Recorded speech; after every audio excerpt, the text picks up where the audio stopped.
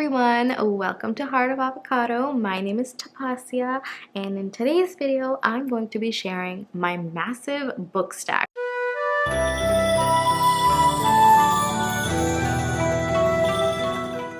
So these are books that I am either currently reading, studying, or that I just finished. So this is quite a lot. So first I'm just going to tell you all the categories of books I have, and then from there I'm going to go through them category by category. On the very left here I have linguistics books, and here I have language learning books. Most of them are French. Here I have some philosophy books. On the right here I have some children's books slash classics. And then here I have some romance novels. So let's begin with the funnest category, at least in my opinion, and that is romance novels, or specifically romantic suspense novels. That is my absolute favorite genre of books on the planet, and this here, Anne Stewart, she is my favorite author on the planet. I have been reading romance novels since I was very young, since I was in high school.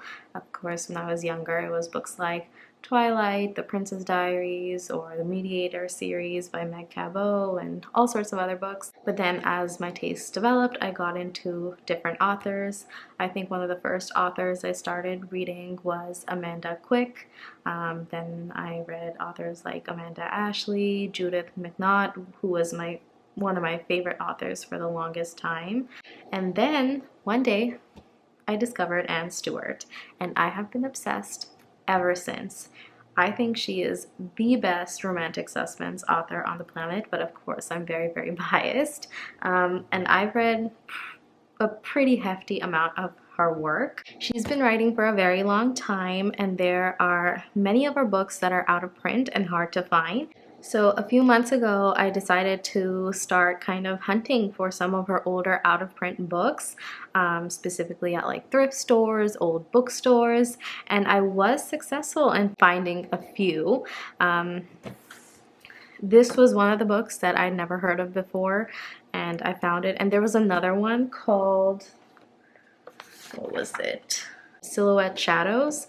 That was another collaboration like this one, where there's 3 authors and they each write like a short story and it's all consolidated into one book. But I did donate that a couple of days ago. And then this one I just finished recently. It had 3 books. It's called What Lies Beneath. There was The Road to Hidden Harbor by Anne Stewart, Remember Me by Joanne Wayne, Primal Fear by Caroline Burns. These 2 were authors that I'd never read before. Overall, it was fun to read, but I have found that I don't really enjoy her shorter works as much as I do her longer ones. I will be donating this since I'm done, but I wanted to show you guys. And then this is a full-length novel, and it's one of her historical ones, To Love a Dark Lord, and I really, really enjoyed this one.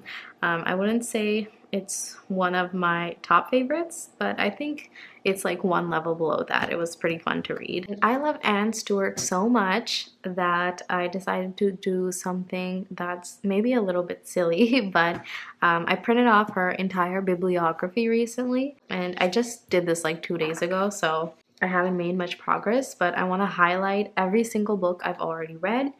I want to mark down which books are my favorite, and that way I'll know exactly which books I haven't read, so I can read those and accomplish my goal of having read every single book she's ever written.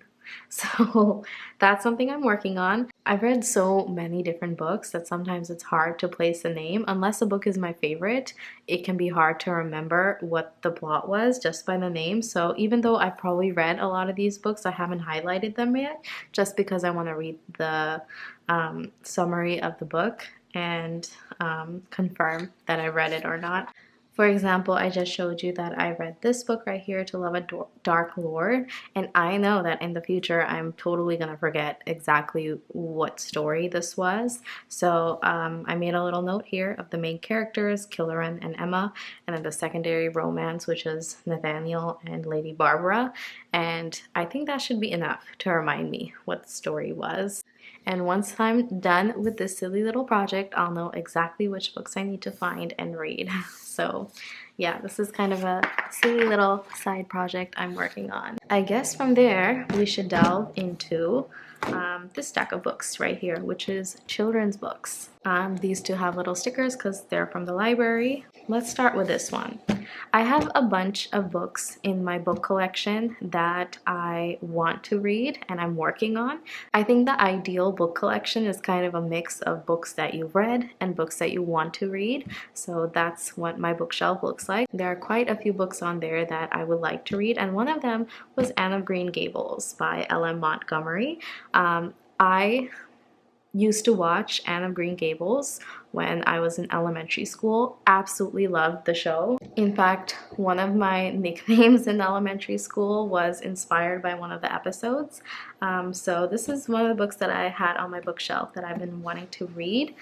This specific book is from the Reader's Digest collection, and these copies are just so beautiful. The print is nice and big, and the paper is super nice and thick, and they're just lovely. I absolutely love these.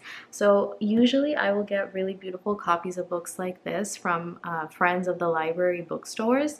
Usually you can get books like this for really cheap that are pretty much like new. Like I got this for I think $1.97. Even though I saw the show as a child, it's been so long I didn't really remember too much about it. And of course TV adaptations are never really the same as the written works, so I didn't really expect how I'd feel about this book, but I have absolutely been loving reading this book.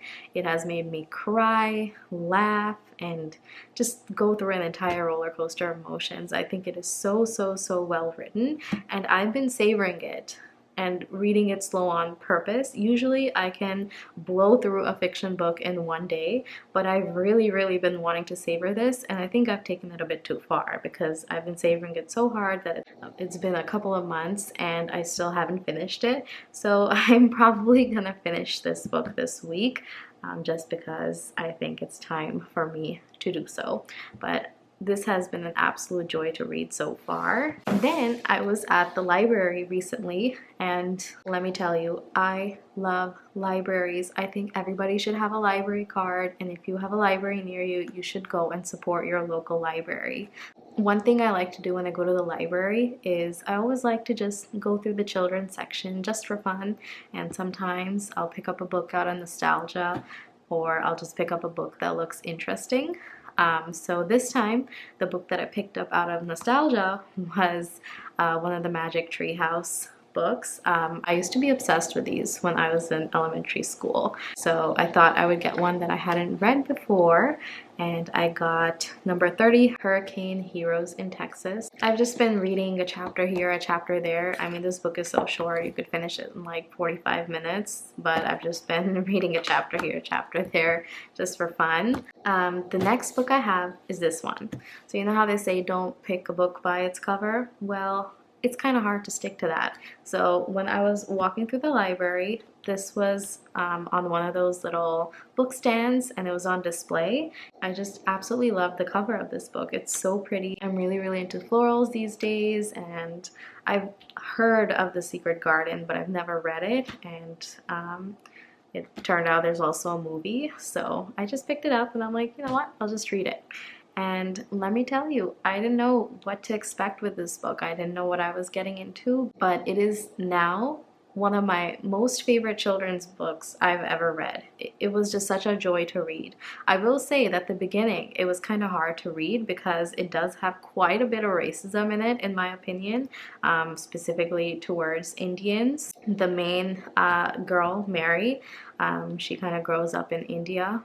I didn't really enjoy all the racism in the book towards Indians and how they were referring to the people there. But once you get past that and you get into the story, it is just such a lovely book. I mean, with some of these older books, you kind of really have to take the time it was written in into account and the general attitudes, and you kind of just have to set that aside. So even though this book has some definite racist themes, I think overall it is a joy to read, and I really enjoyed the story. and the characters and the house and the setting and just everything. Very, very lovely. Now we're on to our next category of books, which is philosophy. So the first book I have here, this is my book, I own it. It's The Second Sex by Simone de Beauvoir. I'm not gonna lie to you guys, I am very, very slow when it comes to reading nonfiction. So for the longest time, I thought that I just wasn't into nonfiction books at all because it's really, really hard for me to finish them. I get bored and then I want to move on, and I always thought maybe it just wasn't for me because a fiction book, I can finish it in a couple of hours. Like, I blew through this book in like a day. But then when it comes to like nonfiction, it takes me a very, very long time to read it. And once I discovered that I just had to go through nonfiction slowly, then it kind of opened up the whole world of nonfiction to me, and I have read tons and tons of books since then. So this is one of the books I've been working on for a while, but it is, I think, a very, very, very important body of work that has a lot of insights, and I've really been enjoying reading this. The next book, this one I picked up at the library again. I specifically went in search of this book to the library. In fact, all the other books I picked up, like the children's books and stuff, those were just bonuses. This was the main book that I kind of went for, or rather I went to find books by this author. Probably not saying this right. It's E.M. Cioran or Cioran, something like that. It's a French philosopher. But lately, with everything happening in the world, I've just really, really been struggling with all the cruelty and horribleness that exists in the world.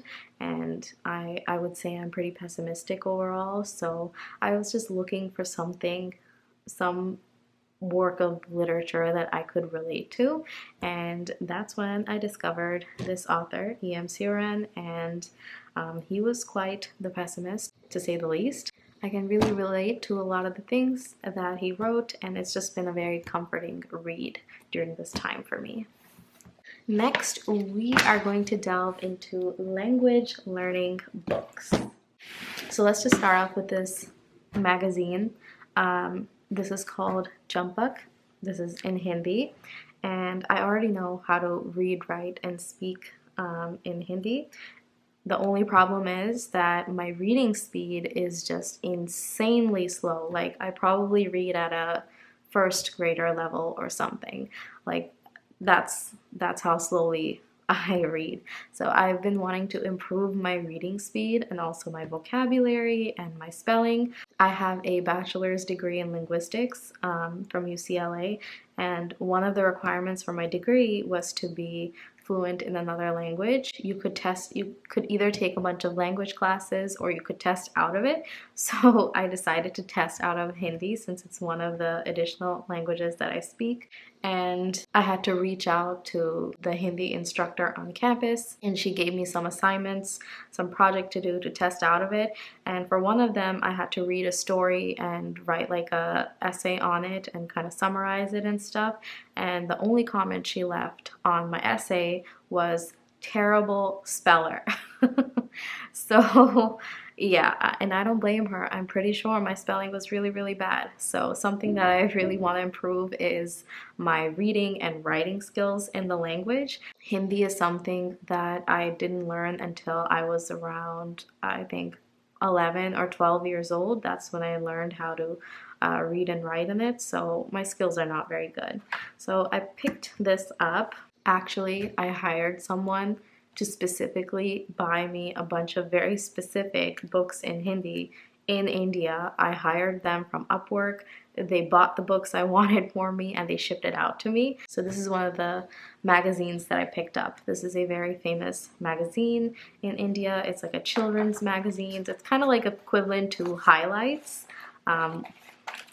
I was obsessed with Highlights when I was in elementary school. It was just the funnest magazine ever. So this is kind of like a Highlights where they have a bunch of short stories, fun activities you can do. And yeah, I've just been using this for reading practice. Oh, and I should probably mention this. Just to make my life a little bit easier, I printed off the alphabet so I can refer to it. I obviously know most of the alphabet, but there are a couple letters that I always forget, like this one and this one, so I just have this as a reference. The next stack of books is all French books. I have a huge goal of reaching at least B2 fluency in French in the next year, so I've really been taking French learning seriously. Sorry, my camera cut off. Okay, but yeah, the next category of books is French books. And the first book I have is Mastering French Vocabulary by Barron's. It has a bunch of words and phrases divided by category, like living arrangements, mental processes and states, behavior. So I've been using this kind of as a reference and to just increase my vocabulary. Then I have this small little Barron's French grammar book. This is again just another reference. I'm slowly making my way through it. And then for conjugations, this is the Becherel Complete Guide to Conjugating 12,000 French Verbs. So this is again just a reference just for conjugations and stuff of that nature. Then I have this random book I came across in a bookstore, Le Français Pratique. And I kind of really like how this book is organized, and it also teaches you some things that a lot of books don't mention, like specifically when it comes to pronunciation, which I really like. So I'm making my way through this book right now. Then I have this mini novel. It's called Presque Mort, and I got this from my French teacher. I don't know if she just let me have it or if I forgot to return it or what. This was like 15 years ago, but I have it, so I've been reading this. Then we come to two books that I picked up at the library. One was in the children's section. While I was going through the children's section, I discovered they had a very, very tiny French section, and they had this lovely little book of poems. And I've just been reading poems and translating them and learning new words, and it's all illustrated and stuff, so I've really been enjoying reading this. And since it's poetry, it has some more complex vocabulary compared to normal reading material. I feel like you need more context to understand some of these poems, so I think that's been good for my learning. And the last French book I have is this Easy French Reader by McGraw-Hill, and I've just been loving reading this book. It's very, very easy to understand.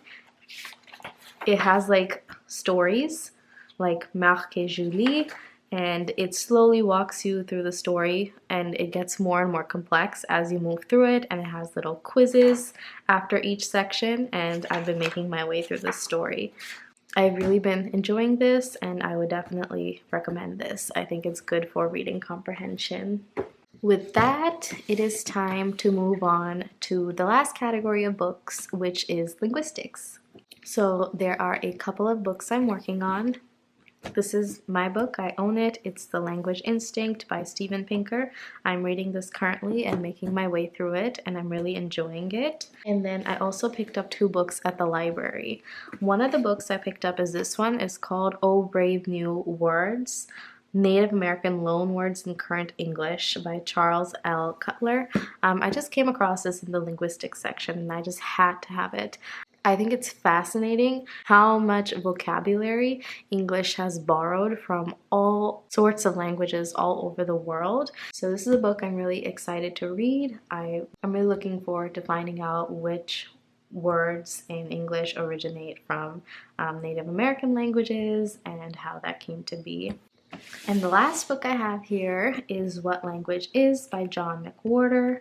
I've started this. I think I just started this like 2 days ago, so I'm only on page 7, and yeah, I can't say much about it since I just started it, but I do know that John McWhorter is a very famous American linguist, and he's made many contributions to the field, so I am excited to read this book and see what I find.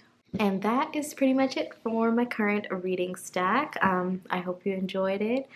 If you did, as always, tell me your thoughts down in the comments below. Give this video a thumbs up. Hit that subscribe button if you want to see more videos like it. And I will catch you guys in the next video. Bye!